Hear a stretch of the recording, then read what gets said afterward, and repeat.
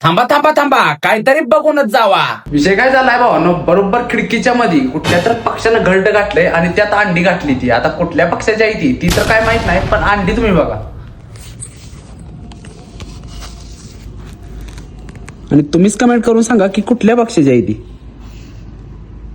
गॅसची मोकळी झालेली टाकी आमच्या घराकडे न्यायची आहे. आता आईला पण सांगितलं पाहिजे की लय खिडकी काय उघड झाक करत बसू नको, नाहीतर विनाकारणाची अंडी फुटायची. गॅसची टाकी तर घरात नेऊन ठेवली आणि गाडीचा भुंगा करत आता निघालो जांभळ काढायला. लय दिवस झालं काही जांभळच काढलेलं नाही ती. हत्ती गावताची इट्टी करत डायरेक्ट हत्ती गावात पारच केला. जांभळाच्या झाडापाशी येऊन बघतोय तर काय, जांभळाला झाड तर आली ती पण एक सकट पिकलेलं नाही, सगळी कच्चीच आहे ती. पण रानात आल्यावर आपल्याला काय ना काय तर बघायला मिळतं. सनसेट असला खतरनाक बघायला मिळाला नाही बासच. पहिल्यासारखं झाडच नाही काय, आता फळच ना झाली ती. पुढे आंब्याला पण काही एक सकट आंबा आलेला नाही. बाब्यांच्या घरातलं पाणी आणायचं होतं म्हणून डायरेक्ट घरला आलो.